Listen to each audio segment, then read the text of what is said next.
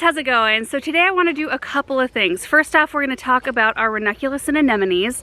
They have performed beautifully this year, so I just want to talk through kind of our growing process, and we're going to cut a few and make a bouquet, and then I want to go out to the cut flower garden and direct seed some zinnias and sunflowers. Now, I could have planted seeds for zinnias and sunflowers like, I don't know, a few weeks ago, temperature wise, because it has been warm enough, but it has been so windy. I mean, you guys know, those of you who've been watching our videos, it's been so windy this spring that it's almost not been worth putting out seedlings. Everything I've put out there is suffering because it seemed like I would put something out like the snapdragons, and then that night it wasn't calling for wind, but it happened to be a super windy night, so they got a little bit beat up, and that's just the way it goes, and they will rebound. I say they will rebound. I'm hopeful that they will rebound. Most plants do, but it has set them back quite a bit. So I've just kind of held off on planting seeds because I've just been afraid that I'm not going to be able to keep them wet enough and so forth. So anyway, hopefully the weather kind of straightens itself out. If not, I'm going to be out there with a hose all the time, trying to keep things wet until they germinate. Russell, did you find the bucket of water? I brought my stuff out to cut. Now, the vegetable garden right now, where the Ranunculus and Anemones are, is in full sun. If I was to want to come cut them like in the shade, I'd have to come out here really, really early. So we're just gonna go with it. They're looking beautiful. It's kind of funny because I planted these with the full intention of being able to cut most of them. I thought if I plant them en masse in my raised beds, and I won't feel bad about coming in and cutting them. But it turns out that I look at this space way more often than I thought I did. And I have enjoyed them so much, and the color in here and the colette climbing roses on the arbors, that I just haven't been able to bring myself to cut very many of them because they're just like a giant bouquet where they're at. Oh well, as long as we're enjoying them, right? I posted a little video on Instagram the other night showing this arbor with the colettes. It's looking amazing. And you might remember I pruned these back hard, and they have benefited so much from that. I mean, look at all the buds, all the blooms. You can hardly walk through because technically I should be cutting all of this like growth right in here so that you can make your way through, but they're so pretty. I can hardly do it.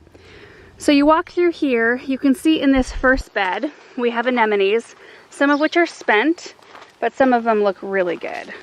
So we've got pastel mix toward the front here, so you'll see some kind of blushy pink and lavender, a little bit of blue, and these are the white with black eye right here. Anyway, we started seeing color on these toward the end of April, so I'm really surprised. Here we are in June, and they're still going for it. The Ranunculus, look at these, oh my goodness.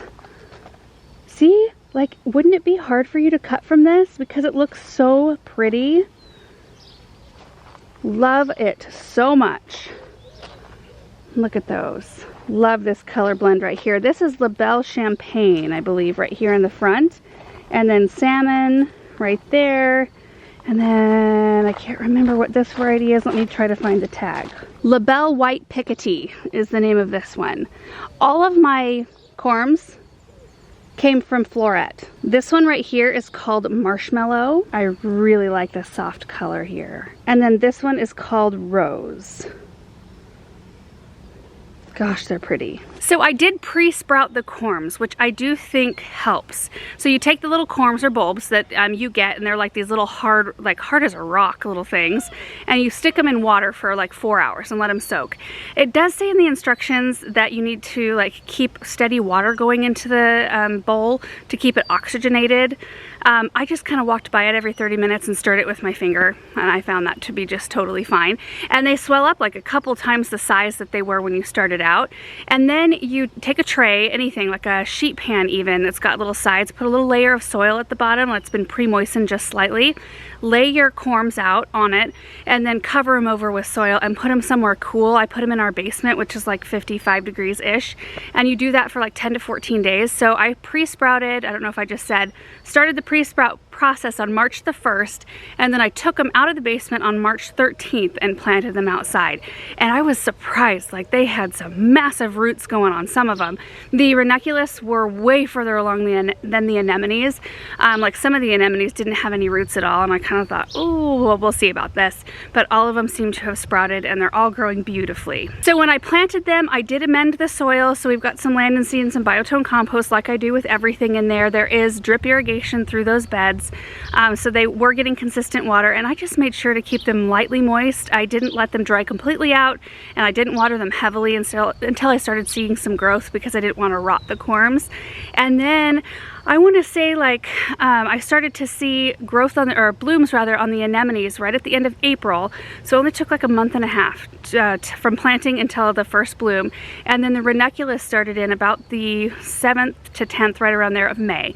I started to see some blooms, and then they've just been blooming ever since. So it's been several weeks. I haven't fertilized with anything else, just what I put in initially when I planted them. So I've been super, super happy. Now with ranunculus, when you harvest the blooms, you want to harvest them when the bloom isn't completely open. You want it to be kind of like a spongy kind of bud, like a little bit bigger. I'll show you here in a second.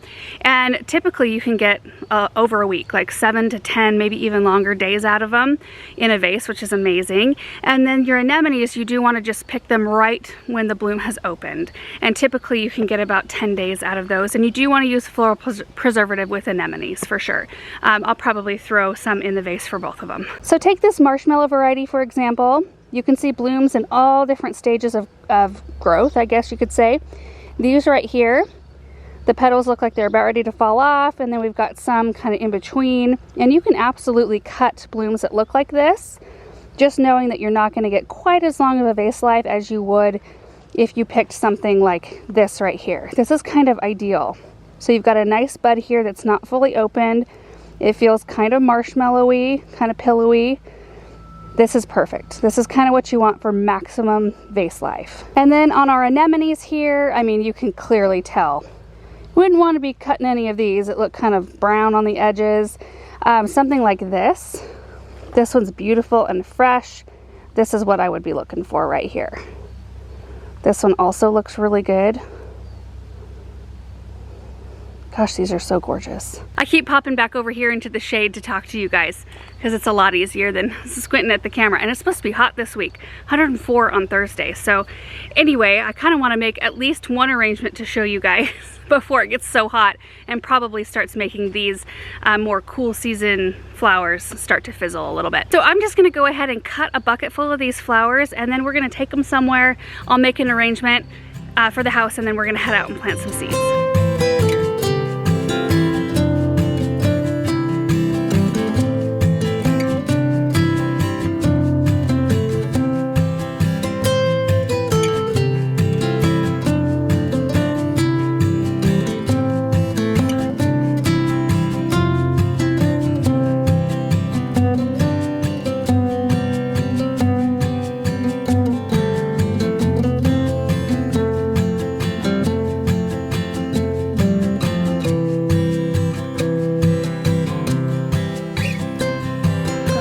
So beautiful.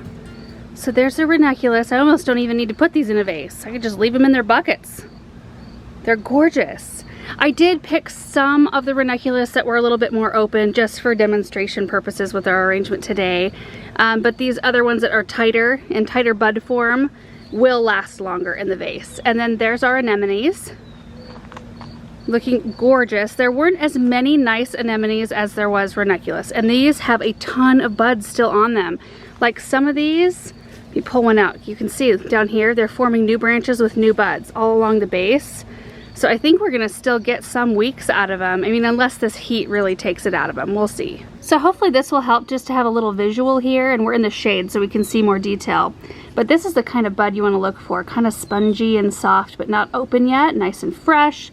This one is open a little bit more, even more right here, and this one I think could open even more than this, but you'll clearly get longer out of a bud like this than you will out of something like this.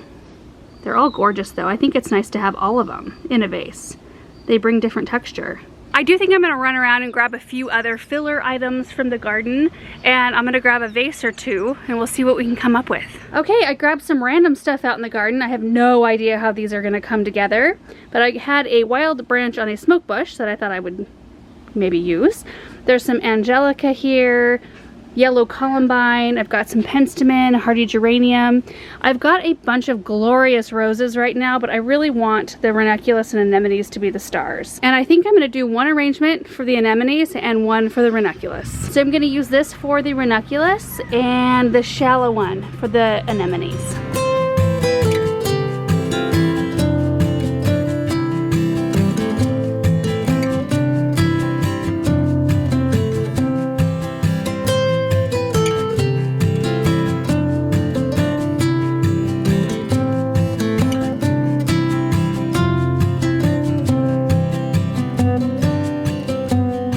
Well, the breeze is starting to pick up a little bit, so I might fuss with this a little bit once it's inside, but you can kind of see the general look.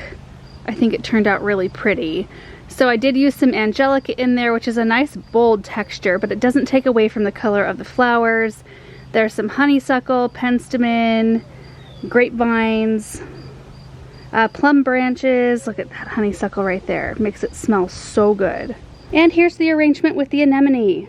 It turned out really pretty. I ended up using mostly just the white anemones because I liked the white with the yellow columbine, a little bit of red with the smoke bush leaves, and then I did use a little angelica in there too. You can see it kind of popping out the back there, kind of down here. Wonderful filler. If you ever plant that though, watch out. It multiplies and spreads like crazy. Be careful with that one. Definitely more of a kind of meadowy look, which I really love. And here they both are. I really like how they turned out. I just love that we can run out and just gather up a few things out of the garden, throw something together that's pretty for the house. Love it. And they both have kind of a free-form nature about them. That's kind of how most of my arrangements turn out. I like to have some like towering branches above everything else. Looks just, I think, a little bit more like the garden when it's like that.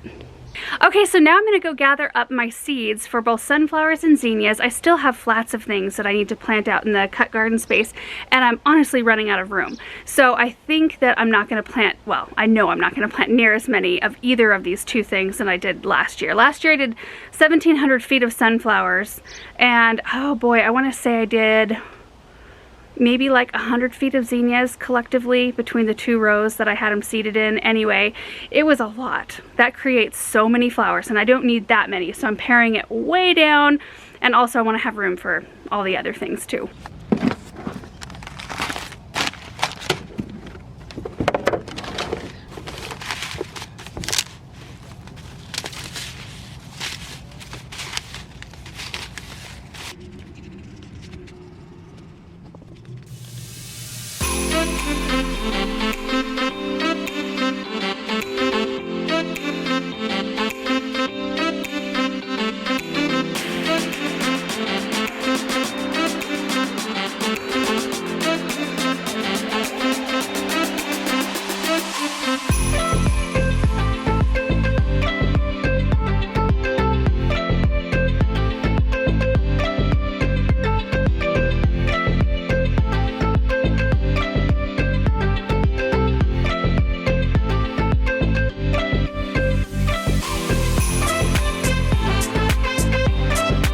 Sunflowers are done. Far fewer than last year. You kind of learn every year how many you actually, or how much you actually need to plant of everything. I planted way too many sunflowers last year. I did not amend the area at all because sunflowers tend to not like that. So you might notice like there's corn in the last 16 feet of each one of these rows, and I did compost. I mixed compost in before I planted that, and they're all starting to come up, but I didn't do anything for the sunflowers, same as last year, and they should do great. So I started off on this side with the Saturn sunflower from Proven Winners. This is a new one for 2022. I tend to like to try new plants out in different applications. So like row crop style like this. I'll also put some in containers and in flower beds to see how they mix with other things. But this one's different than the Suncredible in that it has a red ring around the center. They typically grow 2 to 4 feet tall and wide, and here where it gets very hot and they get lots of sun usually, the sun is behind a cloud currently, and it's lovely because it's supposed to be 100 degrees today. But anyway, yeah, they usually get on the larger side, so this should be a really pretty stand of sunflowers. It already is. Let's run through the other ones just real quick. Maybe we'll pop a picture up on the screen so you can see, but we've got Pro Cut Plum This one for me last year was the earliest to bloom, other than the ones that were already blooming when I planted them, but the first ones from seed that were blooming, and the quickest to fade. So this is one where I will probably succession plant. I'll plant another crop of these in probably 2 or 3 weeks time, so I've got a succession of blooms to harvest, and I did roughly 6 feet of each variety here. The next one's Pro Cut White Knight. I grew this one last year as well, a white sunflower with a dark colored center, very pretty. Pro Cut Lemon right here. Did not grow that one last year, or the next one, which is Lemonade. And honestly, I think I would have to see the pictures to see how these differ. They probably look pretty similar. We've got Velvet Queen at the end here. That has been a variety my parents have carried in their bulk bins down at the garden center for ages. So I always like to have some of those. Vanilla Ice right here. I picked up a couple of seed packets. I think they were botanical interests. Anyway, I took 2 seed packets to get my 6 feet there. But that one I'm excited for. Autumn Beauty, beautiful kind of mix of autumn colors. Drop Dead Red, which I think is going to look fairly similar to the Autumn Beauty. Evening Sun. I think these are red. These were in the bulk bins too. I think I grew these last year. I need to take better notes. Mercy. Then we've got Florenza right here, which is a branching type. And then we've got Sunspots, which are awesome. They grow like 3 to 4 feet tall, and they get massive blooms. I grew them last year. I actually started the seed in July, and they were up and blooming beautifully, I think in September. By September, it was pretty amazing. And then we've got the Sun Gold, which are like the teddy bears. Really full, lots of petals. Well, it's a darn good thing we have a little bit of cloud cover this morning. I tried to get out early to get this started, knowing that it's going to be over 100 today. But I think that that will make these seeds grow really, really quick. So I did space them roughly 12 inches apart. Seed packets usually say 12 to 24 inches apart. I kind of plant in zigzags in my rows, so I think it maximizes the space and I can fill, or fit rather, more in an area. And then I buried the seeds about 1/4 to 1/2 inch deep. I don't really kind of measure, I just throw them in and usually we're good. All right, so the last thing I want to get planted are the zinnias, which I'm going to plant in a different quadrant of the garden, and I'm just going to do 1 row this year. If I have enough seed, we'll see. Yeah, I think I'm going to have enough seed. Let me go over these really quick. So I do order quite a few of them from Johnny's. I picked these up at my parents' garden center. This one, I think I meant to get more of because I actually used the Envy in so many different arrangements last year, because you can use it either cool or warm in either color palette. But it looks like I just have the one, which is okay. And then the Busy Bee sent me these in one of the packages we opened up. So we've got melon, light orange, yellow, baby pink, and peach. We have got Queen Lime Orange. Beautiful color on that one. Queen Red Lime, Cinderella Peach, Oklahoma White, Queen Lime with Blush. This is also a really good one that you can kind of use like an Envy. And then there's the Benaries, I don't know how to say that, Giant Salmon Rose, huge salmon colored one. I think that's gonna be a gorgeous mix. Let me refresh myself here. We need to go 1/4 inch deep every 9 to 12 inches. Perfect, and we're gonna be planting over here.